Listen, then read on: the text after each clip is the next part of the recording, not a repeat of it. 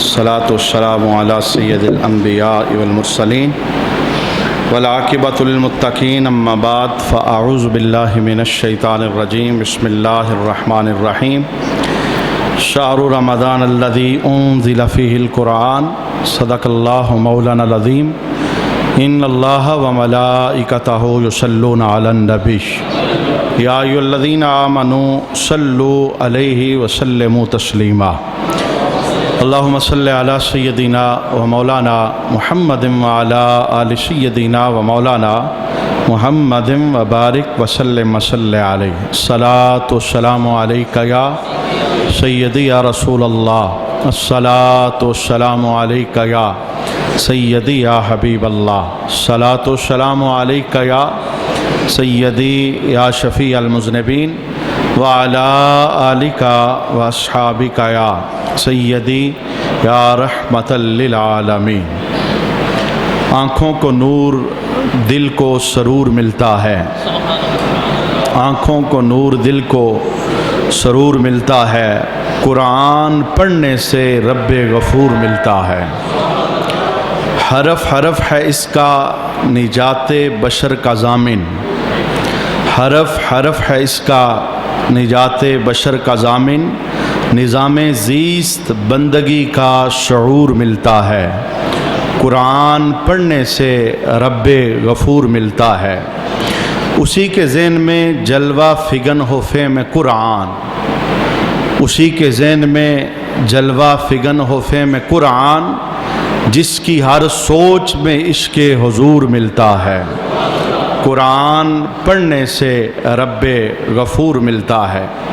بعد از حمد و صلوات لائق عزت و تکریم جمیع احباب سامعین الوقار، سب سے پہلے حضرت علامہ حافظ و قاری محمد جاوید اختر صاحب کو مبارکباد۔ بہت خوبصورت انداز میں رمضان شریف کا پورا مہینہ قرآن کی دل نواز صداؤں سے ہماری سماعتوں کو معزوز کرتے رہے۔ اللہ کریم ان کے علم اور عمل کے اندر برکتیں عطا فرمائے، قرآن کے ساتھ وابستگی آخری سانسوں تک یوں ہی مضبوط رکھے۔ بہت مبارک کے مستحق ہیں حضرت علامہ حافظ محمد رئیس صاحب، جنہوں نے خوبصورت انداز کے اندر سماعت کی ڈیوٹی سر انجام دی، اور ہر وہ غلام رسول جس نے رمضان شریف کی راتوں کے اندر قرآن پاک ان کے پیچھے کھڑے ہو کر سنا، اور آج جشن نزول قرآن کی اس خوشی کے اندر وہ شریک ہے۔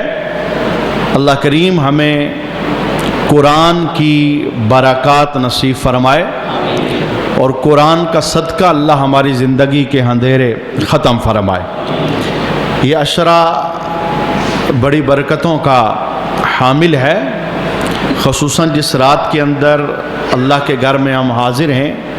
یہ رات اپنے اندر بڑی برکات اور رحمتیں رکھتی ہیں۔ اللہ کے گھر میں ویسے ہی بیٹھ جانا یہ انسان کو بہت اونچا بنا دیتا ہے، لیکن جب بندہ ان لمحات کے اندر بیٹھے جن لمحات میں اللہ کا کرم عروج پر ہوتا ہے، تو پھر یہ کرم بالائے کرم ہے۔ ابو سعید خدری رضی اللہ تعالیٰ عنہ روایت کرتے ہیں، نبی کریم علیہ السلام نے ارشاد فرمایا کہ جب بندہ اللہ کے گھر میں آ کے بیٹھ جاتا ہے، اتنا اونچا ہو جاتا ہے، اتنا اونچا ہو جاتا ہے، ہر سانس کے بدلے اللہ اسے نیکی عطا فرماتا ہے۔ سانسوں کی قیمت کسی بازار کے اندر نہیں لگتی، چوک کے اندر لی گئی سانس، گھر میں لی گئی سانس، بازار میں لی گئی سانس، دکان اور ٹھیے پر لی گئی سانس، وہ فقط سانس ہے، نیکی کی ضامن نہیں ہے۔ لیکن اللہ کا گھر وہ عظیم اور رحمت معاب جگہ ہے کہ جہاں بیٹھنے پر اللہ سانسوں کو بھی قیمتی بنا دیتا ہے۔ اچھا، کچھ جگہیں ایسی ہیں جن جگہوں کے متعلق رب کائنات نے یہ بات بھی ارشاد فرمائی کہ وہاں اگر کوئی بندہ آ جائے تو میں اللہ اس کی حفاظت فرماتا ہوں۔ ویسے ایک ایمان والے بندے کا یہ نظریہ ہونا چاہیے، عقیدہ ہونا چاہیے کہ میں جہاں بھی جاؤں گا میرا رب ہی میری حفاظت فرمانے والا ہے، اللہ کے علاوہ کوئی بھی پناہ گاہ نہیں ہے، محافظ نہیں ہے۔ جس ماحول میں اس وقت ہم سانس لے رہے ہیں، اس وقت مسلمان ڈرے ہوئے ہیں، سہمے ہوئے ہیں اور ایک دوسرے کے قریب نہیں ہو رہے، اور یہ ڈر اور خوف ایک بیماری کی وجہ سے وہ ہماری سماعتوں کے ذریعے ہمارے دلوں کے اوپر حاوی کر دیا گیا۔ آپ اس وقت اللہ کے گھر میں بیٹھے ہیں جہاں اور بہت ساری برکات اللہ کے گھر کی ہیں۔ ایک برکت یہ بھی ہے، نبی کریم علیہ السلام ارشاد فرماتے ہیں کہ جو بندہ اللہ کے گھر میں آ کے بیٹھ جاتا ہے اللہ اس کی حفاظت کرتا ہے۔ اب مجھے بتائیے، مہمان کی حفاظت کرنا ہم جانتے ہیں، یعنی اگر کوئی ہمارا مہمان بن جائے، کوئی نقصان اسے نہ پہنچے، کوئی بے عزتی اس کی نہ ہو، اگر اپنے مہمانوں کی قدر ہم جانتے ہیں تو بتائیں رب اپنے مہمانوں کی کتنی قدر کرتا ہوگا، وہ کیسے نوازتا ہوگا اور کیسے رحمت عطا فرماتا ہوگا۔ شروع سے یہ اصول ہے، نبی کریم علیہ السلام نے اپنی مبارک زندگی کے اندر صحابہ کو دیا، صحابہ نے پوری زندگی اس اصول کو اپنایا اور پھر نسل در نسل یہ ورثہ آگے ٹرانسفر ہوتا رہا۔ اصول کیا ہے؟ جب بھی حالات کڑے آئے، مشکل آئے اور یوں لگا کہ پریشانیاں گھیرا ڈال چکی ہیں اور اب بچنے کا کوئی رستہ نہیں ہے، تو نبی کریم علیہ السلام نے اپنی عمل کے ذریعے لوگوں کو ایک رستہ بتایا۔ وہ کون سا؟ جب حالات کڑے ہوئے تو رسول اللہ نے مسجد کا رخ فرمایا، اور جب حالات کے اندر تناؤ آیا، سختی آئی اور پریشانیاں بڑی، آفتوں کا رخ بڑھا، وباؤں نے حملے کیے، تو رسول اللہ صلی اللہ تعالی علیہ وآلہ وسلم نے اس جگہ پناہ لینے کا حکم ارشاد فرمایا جس جگہ کو جنت کا باغ کہا جاتا ہے۔ یہ گھر صرف اللہ کا گھر نہیں ہے، یہ ایک پلاٹ نہیں ہے، یہ ایک مکان نہیں ہے۔ میرے حبیب کے مبارک لبوں سے نکلے ہوئے یہ جملے ہیں، فرمایا اذا مررتم بریاض الجنہ فرتعوا، جب تم جنت کے باغوں سے گزرا کرو کچھ کھا لیا کرو۔ صحابہ نے پوچھا یا رسول اللہ جنت تو ساتوں آسمان پار ہے، کس باغ کی بات کرتے ہیں، کیا کھانے کی بات کرتے ہیں؟ فرمایا سنو، جو تمہارے محلے کی مسجد ہے رب نے اسے جنت کا باغ بنایا ہے۔ مجھے بتائیے، جنت کا باغ تو پریشانیوں کا مداوا ہے، دکھوں کا مداوا ہے۔ جس جگہ کا نام جنت ہے وہاں آفت نہیں آتی، وہاں بلا نہیں آتی، وہاں غم نہیں آتے، وہاں پریشانیاں نہیں آتی۔ لہذا ہمیں اپنے سینے بڑے کرنے ہیں اور ایک سوچے سمجھے منصوبے کے تحت مساجد سے تو پہلے ہی مسلمان دور ہیں، لیکن رہی صحیح کسر وہ اب نکلی چلی جا رہی ہے۔ میں بتانا چاہتا ہوں جتنا بھاگ لو آخر مرنا تو ہے نا۔ اس بیماری سے اگر کوئی بچ گیا تو کیا موت سے بھی بچ جائے گا؟ نہ، موت تو رائے حق ہے، ایک نہ ایک دن امانت لٹانی ہے، وقت مقررہ ہے، سبب جو بھی اللہ کے ہاں مقرر ہے۔ یہ بیماری ہے تو یہ، اور اگر کوئی اور بیماری ہے تو کوئی اور بیماری، جس سبب سے بھی جانا ہوا، جانا باہر کا ہر حال کے اندر ہے۔ اس لیے کہ اگر نبیوں کا ادھر ٹھہراؤ نہیں ہو سکا تو ہم غلام ادھر رہنے کے لیے نہیں آئے۔ جب وقت پورا ہوگا اللہ قبر میں مصطفیٰ کا دیدار عطا فرما دے گا۔ میں نے اس ماحول کے اندر یہ جملہ اس لیے آپ کو باور کروایا ہے، آپ اللہ کے گھر میں آ چکے ہیں اور آپ اس وقت بہت بڑی پناہ گاہ کے اندر ہیں، بہت بڑی حفاظت کے اندر ہیں، لہٰذا اپنی زبانوں کو حرکت دیں اور خوشی کا احساس چہروں سے نظر آئے۔ دیکھیے غم منانے تو ہم اکٹھے نہیں ہوئے، اسے کہتے ہیں جشن نزول قرآن۔ معنی کیا ہے؟ قرآن مکمل سنایا گیا، اس مسجد کے در و دیوار نے 30 سپارے سنے ہیں اور اس محلے کی فضاؤں نے پورا قرآن سنا ہے۔ یہ تو خوشی کے لمحات ہیں، یہ تو مسرت کے لمحات ہیں، یہ تو چہروں پر نور اور اجالے لانے کے لمحات ہیں۔ لہذا جملے چند میں نے اس لیے بولے ہیں کہ ہماری محفل بہت لمبی نہیں ہے، چند باتیں میں عرض کروں گا چونکہ رات کے دامن میں اتنی گنجائش نہیں ہے۔ صلاۃ و تسبیح بھی ہم نے ادا کرنی ہے، دیگر فردن عبادات کا سلسلہ بھی ہوتا ہے تاک راتوں کے اندر۔ برکف جو لمحات بقیہ ہیں دل کے اندر بھی خوشی کا احساس پیدا کریں اور چہرے بھی کھلتے ہوئے محسوس ہوں، پتہ چلے کہ یہ رسول اللہ کے غلاموں کے چہرے ہیں جن صحابہ کو رسول اللہ نے پاس بٹھا کر کلمہ پڑھایا تھا، دین پڑھایا تھا۔ ہمارے لوگ تو سہم جاتے ہیں، ڈر جاتے ہیں اور ان کے چہرے اتر جاتے ہیں، پتہ نہیں کیا ہو جائے گا۔ ان صحابہ کی شان یہ تھی، وہ ہتھیلی کے اوپر موت کو رکھ کر میدان کے اندر چلے جایا کرتے تھے، یعنی انہیں پتا تھا موت تب ہی آنی ہے جب اللہ چاہے گا۔ حضرت خالد بن ولید جیسا مجاہد زمانے نے نہیں دیکھا، جس مجاہد کے ہاتھ میں تلوار ہو تو کفر پر پسینہ طاری ہو جاتا تھا، لرزہ طاری ہو جاتا تھا، اور جس میدان میں خالد بن ولید سپہ سالار بن جائیں میدان مسلمانوں کے ہاتھ ہوتا تھا۔ لیکن آپ حیران ہوں گے، اتنی جنگیں کرنے والا بندہ، اتنے میدانوں کا راہی، اتنے میدانوں کا سپہ سالار، جب آخری وقت آتا ہے تو روح بستر پر نکلتی ہے۔ تو آپ بستر پر جب دنیا سے جانے لگے تو آپ نے ایک پیغام دیا، مسلمانوں کے نام، کلمہ پڑھنے والوں کے نام، رسول اللہ کے غلاموں کے نام۔ پیغام کیا تھا؟ فرمایا رسول اللہ کے امتیوں کو بتا دینا، جہاد سے ڈرنا نہ، میدان میں جانے سے ڈرنا نہ، پشت نہ دینا، اس لیے کہ اگر میدان جہاد میں موت ہوتی تو خالد کبھی بستر پہ نہیں مرتا۔ موت تو تب آتی ہے جب اللہ چاہتا ہے، اور جیسے اللہ چاہتا ہے۔ اللہ کی جو مشیت ہے اسے کوئی روک نہیں سکتا۔ ہم مسلمان ہیں، ہمارا نظریہ ہے بند کلوں کے اندر بھی موت آ جاتی ہے، بند سلاخوں کے اندر بھی موت آ جاتی ہے۔ کوئی ایسی دنیا کے اندر پناہ گاہ ہے ہی نہیں کوئی بندہ چھپ کر دکھائے اور کہے مجھے موت نہیں پہنچے گی۔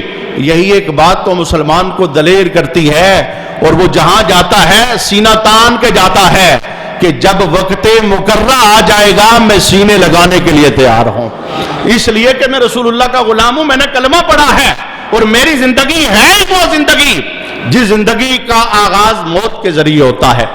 برکیف چونکہ جشن نزول قرآن کی خوشی کا یہ سما ہے، میں قرآن کے 3 فوائد آپ کی بارگاہ کے اندر عرض کرنا چاہتا ہوں۔ اللہ ہماری وابستگیاں قرآن سے مضبوط فرمائے۔ قرآن صرف رمضان کے لیے نہیں ہے، قرآن تو ہماری پوری زندگی کا پیغام ہے۔ علامہ محمد اقبال، آپ کے پاس ایک بندہ آیا تو مطالعہ کی میز پر دیگر کتابوں کے ساتھ قرآن پاک بھی پڑھا ہوا تھا، تو جب اس بندے نے یوں قرآن مطالعہ کی میز پر پڑھا ہوا دیکھا تو بڑا حیران ہوا، کہنے لگا علامہ اقبال میں نے تو آپ کو بڑا لائق سمجھا تھا، آپ نے قرآن دیگر کتابوں کے ساتھ رکھا ہوا ہے۔ قرآن کو تو الماری میں ہونا چاہیے تھا، غلاف میں ہونا چاہیے تھا، اونچی جگہ پر ہونا چاہیے تھا، قرآن آپ نے یہاں پہ رکھا ہوا ہے۔ علامہ محمد اقبال، آپ نے ٹھنڈی آ بھری، آپ نے کہا میں تمہیں بتانا چاہتا ہوں قرآن رب نے الماریوں میں رکھنے کے لیے نہیں، قرآن رب نے پڑھنے کے لیے بھجوایا ہے۔ میں نے اسے میز پہ اس لیے رکھا ہے جب رات ہوتی ہے میں رب کا قرآن کھول کے پوچھتا ہوں میں رات کیسے بسر کروں، اور جب دن کا اجالا ہوتا ہے میں قرآن سے پوچھتا ہوں میں دن کیسے بسر کروں۔ میں رات بھی قرآن کے سائے میں بسر کرتا ہوں اور میں دن بھی قرآن کے سائے میں بسر کرتا ہوں۔ قرآن رمضان کے لیے نہیں ہے، یہ مسلمان کی اس وقت زوال کی ایک نشانی ہے کہ اس کا رابطہ قرآن کے ساتھ سالانہ رہ گیا، اور وہ بھی برائے نام رہ گیا۔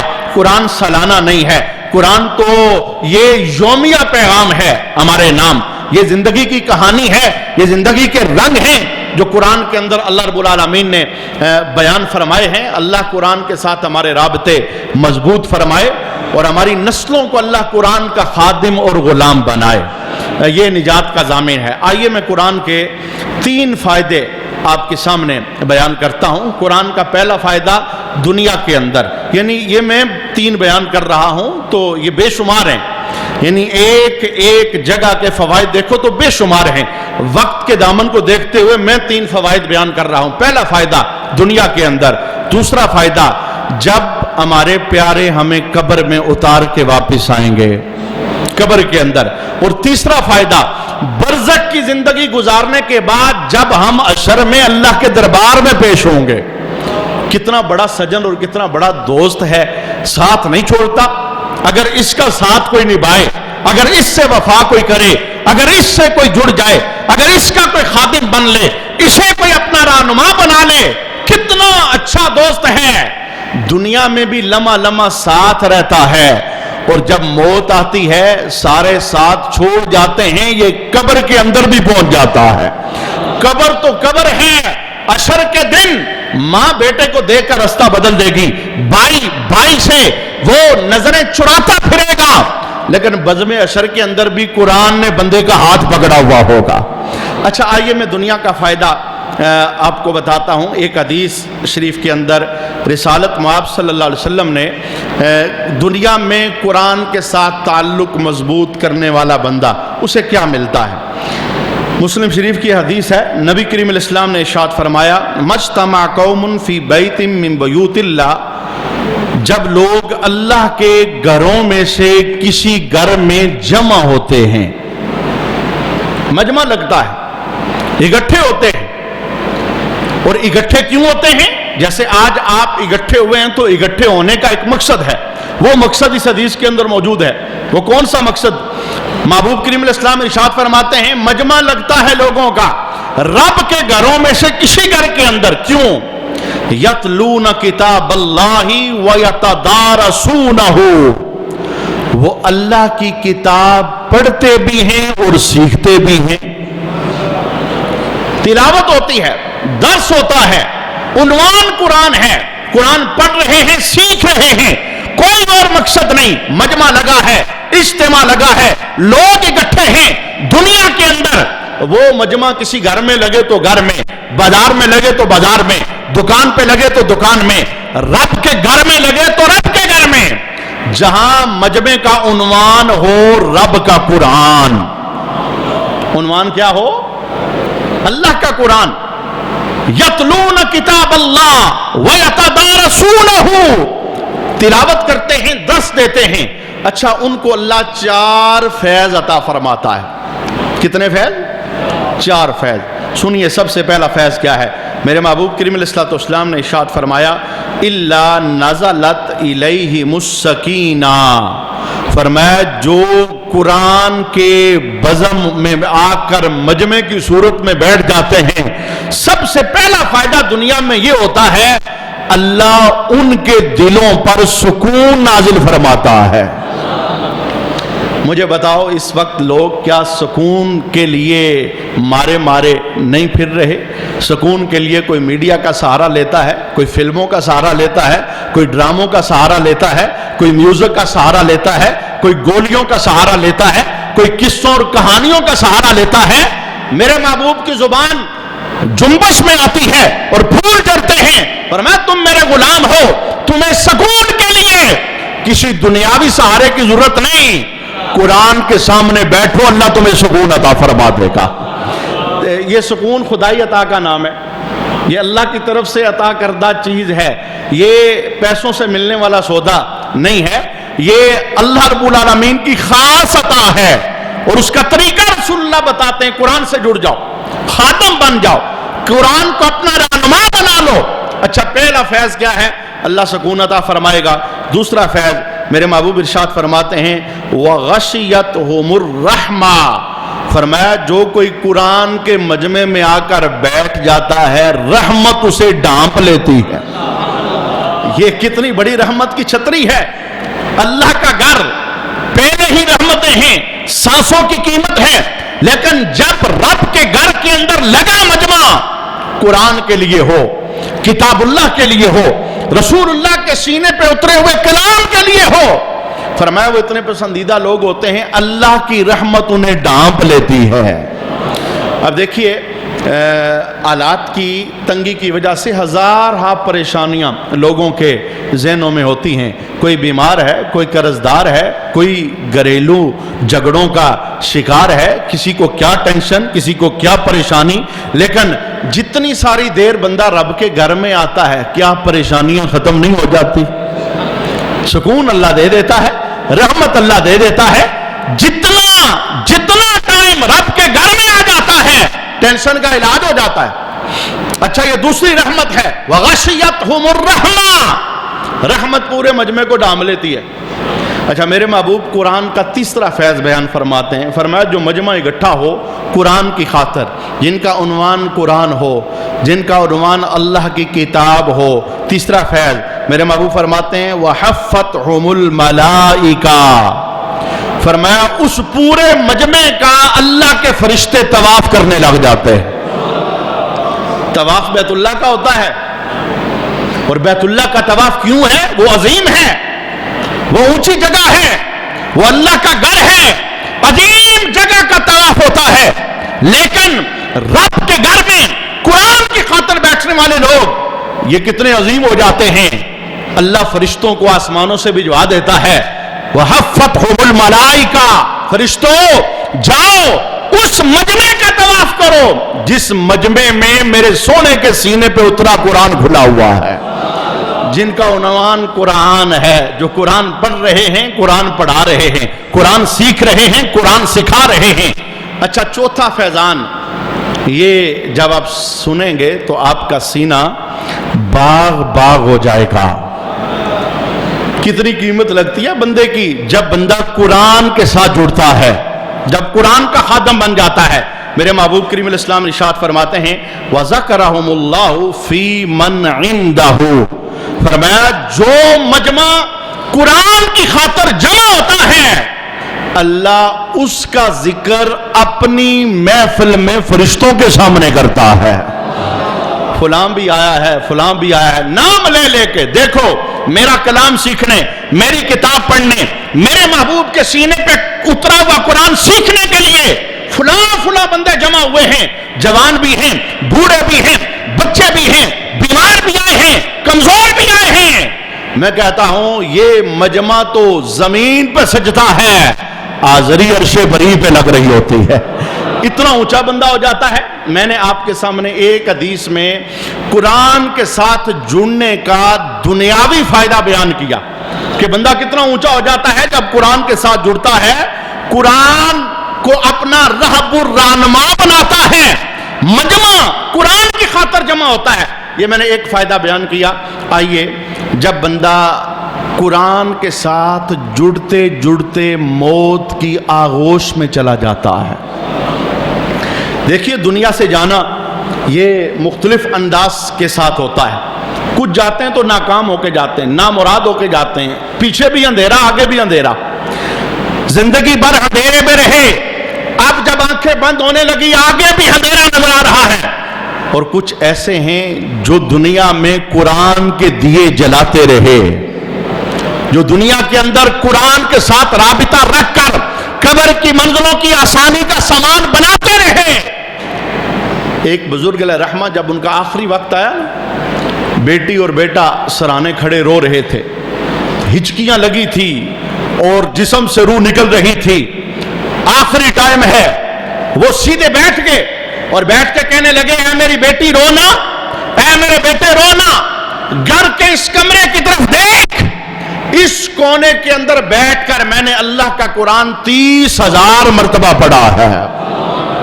تیرا باپ ناکام ہو کے نہیں جا رہا، یہ کامیاب ہو کے جا رہا ہے، یہ قرآن کا نورانی پیغام ساتھ لے کے جا رہا ہے۔ اچھا جب بندہ یہ پیغام ساتھ لے کے جاتا ہے کیا ہوتا ہے؟ بہت ساری حدیثیں ہیں، بہت سارے فیضان ہیں، ایک حدیث پڑھنے لگا ہوں، یہ ترمذی شریف کی حدیث ہے۔ نبی کریم علیہ الصلوۃ والسلام کے صحابہ ایک مہم پر ایک جنگل کی طرف بڑھے، رات کا ٹائم آیا، صحابہ کہتے ہیں ضرب بعض اصحاب النبی خباء علی قبر وهو لا يحسب انه قبر انسان، کہتے ہیں کہ جب رات کا وقت آیا تو ہم نے ایک جگہ پر خیمہ لگایا، وہ عام سی جگہ تھی، کوئی قبرستان نہیں تھا، کسی کی قبر نہیں تھی، عام سی جگہ تھی، ہم نے وہاں پر خیمہ لگایا۔ تو کیا ہوا، جس وقت ہم نے خیمہ لگایا سونے لگے تو ہم نے کیا سنا، کوئی نیچے سے قرآن پڑھ رہا ہے، زمین کے اندر سے قرآن پڑھ رہا ہے، اور کون سا قرآن؟ یقرأ سورۃ تبارک الذی بیدہ الملک حتی ختمہا، وہ جو نیچے تھا اس نے سورہ ملک کی تلاوت شروع کی، اور ایک ایک لفظ صحیح پڑھ رہا ہے، ایک ایک آیت صحیح پڑھ رہا ہے، حتی ختمہا، اس نے پوری سورت ختم کر دی۔ اب صحابہ کے نظریہ تھا ہم جنگل میں بھی ہوں تو ہمارے کاموں کی ہمارے محبوب خبر رکھتے ہیں. صبح ہوئی تو رسول اللہ کے دربار میں پہنچ گئے. یا رسول اللہ یوں رات کو ہمارے ساتھ معاملہ پیش آیا, ہم نے خیمہ لگایا, رکنا چاہتے تھے تو ہم نے کیا دیکھا, نیچے سے کوئی قرآن پڑھ رہا ہے. اللہ اکبر, نبیوں کو اللہ غیب کی خبریں عطا فرماتا ہے. میرے سونے مصطفیٰ نے ادھر بیٹھ کر, یہ واقعہ تو صحابہ نے دیکھا تھا, آواز تو صحابہ نے سنی تھی, میرے محبوب کا جملہ کیا تھا, فرمایا سنو یہ ایک کلمہ پڑھنے والا دنیا سے گیا ہے, قبر کا نشان مٹ گیا ہے. دنیا میں سورت ملک پڑھا کرتا تھا, جب سے مرا ہے روز رات کے وقت قبر میں بھی سورہ ملک کی تلاوت کرتا ہے. مجھے بتائیے جو بندہ قبر کے اندر قرآن پڑھے, سورہ ملک پڑھے, اس کی قبر کے اندر انوار کتنے ہوں گے, اس کی قبر کے اندر جنت کی بہاریں کتنی ہوں گی. اسی لیے رسول اللہ نے اس سورت کے متعلق فرمایا تھا ہی المانعات ہی المنجیات تنجی من عذاب اللہ. فرمایا اللہ کا قرآن پورے کا پورا رحمتوں والا ہے, لیکن رات کو جو بندہ سورہ ملک کی تلاوت پابندی سے کرتا ہے یہ مانع ہے, عذاب کو منع کرتی ہے, یہ نجات دیتی ہے عذاب سے. جب بندہ قبر میں جاتا ہے جیسے مرغی اپنے بچوں کو پروں کے نیچے چھپا لیتی ہے نا, یہ سورت قبر میں لیٹنے والوں کو یوں اپنی رحمت میں لے لیتی ہے. کوئی عذاب اس کے پاس نہیں آتا اور کوئی پریشانی اس کے پاس نہیں آتی. میں کہتا ہوں اگر قرآن کی ایک سورت کا فیض یہ ہے تو بتاؤ 6666 آیتوں کا فیض کتنا ہوگا, پورے قرآن کا فیض کتنا ہوگا. لہٰذا یہ سالانہ پروگرام نہیں, یعنی یہ سالانہ چیز نہیں کہ اس کے ساتھ سال کے بعد رابطہ رکھا جائے, یہ یومیہ پروگرام. ہر چڑھتے سورج کے ساتھ اپنا قرآن کے ساتھ رابطہ مضبوط کیا جائے. میرے محبوب کریم علیہ الصلوۃ والسلام نے قرآن کا ایک تیسرا فیض بیان فرمایا. وہ فیض کیا ہے, اللہ کے حبیب ارشاد فرماتے ہیں کہ قیامت کا دن ہوگا, اللہ کے دربار میں قرآن بھی کھڑا ہو جائے گا, رمضان بھی کھڑا ہو جائے گا. رمضان بوجھ تو نہیں ہے, بوجھ تھا ہی نہیں, نام نے بوجھ سمجھا ہے, ہم نے تو خوشی سے رمضان کا استقبال کیا. اور اب رمضان جا رہا ہے تو دل پر غم کا غلبہ ہے, رمضان جا رہا ہے تو جدائی کی تڑپ دل کے اندر موجود ہے. رمضان بوجھ نہیں تھا اور مسلمان کے لیے بوجھ ہے ہی نہیں, یہ تو بوجھ اتارنے آتا ہے.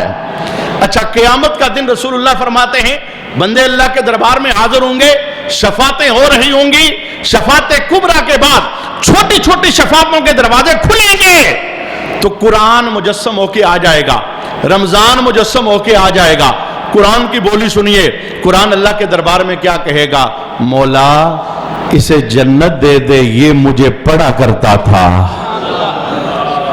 راتوں کو جاگ جاگ کر اس نے مجھے سنا ہے, اس نے رمضان میں سنا ہے, اس نے صبح پڑھا, اس نے شام پڑھا, یہ دن کو پڑھتا رہا, رات کے اندھیروں میں چھاتا رہا, مولا یہ مجھے بھولا ہی نہیں ہے. جب یہ مجھے نہیں بھولا, اے اللہ آج میں اسے کیسے بھول سکتا ہوں.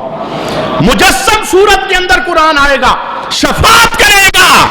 اللہ فرمائے گا ٹھیک ہے تو میرا کلام ہے, ایسا کرنا جس نے تیرے ساتھ یاری لگائی ہے ہاتھ پکڑ اپنے ساتھ جنت لے کے چلا جا. یہ دوستی قرآن کی بڑی مضبوط ہے.